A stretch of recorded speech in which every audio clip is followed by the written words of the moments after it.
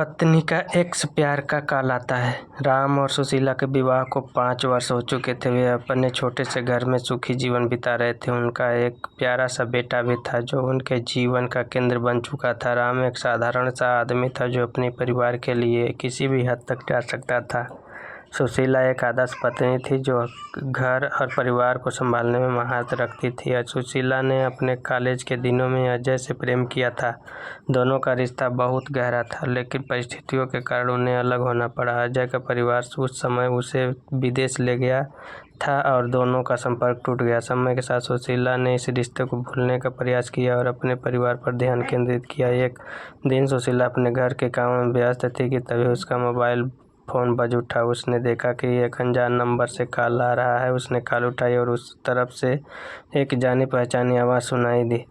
Hello Sushila, मैं अजय बोल रहा हूँ। सुशीला का दिल धड़कने लगा। अजय की आवाज़ ने उसके मन में पुरानी यादें ताज़ा कर दी। उसने किसी तरह खुद को संभालते हुए कहा, हेलो अजय, इतने सालों बाद कैसे याद किया? अजय ने कहा, मैं अभी विदेश से लौटा हूँ और तुम्हारा नंबर एक पुराने दोस्त से मिला। सोचा तुमसे बात कर लूँ। सुशीला ने अपने मन को शांत रखते हुए कहा, यह तो बहुत अच्छी बात है, लेकिन तुमने क्यों फ़ोन किया? अजय ने धीरे धीरे कहा, सुशीला, मैं तुमसे माफ़ी मांगना चाहता हूँ। मैंने उस समय तुम्हें छोड़कर जाने का फैसला लिया जो शायद सही नहीं था। मैंने हमेशा तुम्हारे बारे में सोचा है। सुशीला को यह सुनकर थोड़ी हैरानी हुई, लेकिन उसने अपने आप को संभालते हुए कहा, अजय, अब बहुत समय बीत चुका है। हम दोनों की ज़िंदगियाँ अलग हो चुकी है। मैं अब एक खुशहाल परिवार की सदस्य हूँ।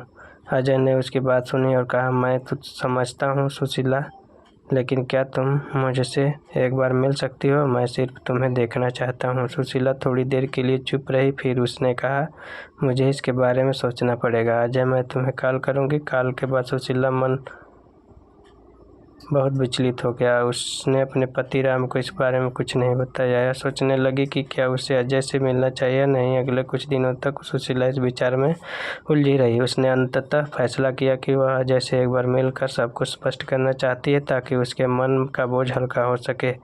उसने अजय को फ़ोन किया और मिलने का समय तय किया। सुशीला ने राम से कहा कि उसे अपनी एक पुरानी सहेली से मिलना है। वह थोड़ी देर से घर लौटेगी। राम ने भी उस पर विश्वास करते हुए उसे जाने दिया। सुशीला अजय से मिलने के लिए तैयार हो गई। वे दोनों एक कॉफ़ी शॉप में मिले। अजय ने सुशीला को देखते हुए मुस्कुराते हुए कहा, तुम बिल्कुल वैसी ही हो जैसे तुम्हें याद करता हूँ।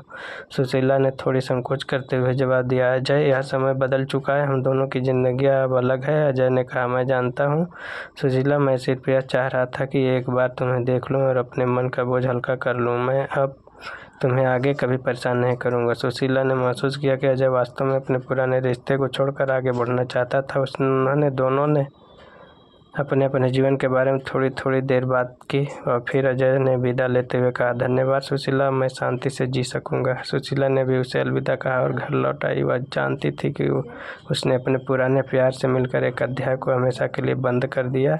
अब वह अपने पति और बेटे के साथ अपने जीवन को खुशी खुशी जीने के लिए पूरी तरह तैयार थी। उस दिन के बाद सुशीला ने अजय के बारे में कभी नहीं सोचा। वह अपने परिवार के साथ सुखी जीवन जीने लगी और राम के प्रति उसकी वफादारी और मजबूती हो गई। उसने समझा कि सच्चा प्यार और विश्वास ही एक रिश्ते को मजबूत बनाता है, उसे हमेशा कायम रखता है। धन्यवाद। Thank you.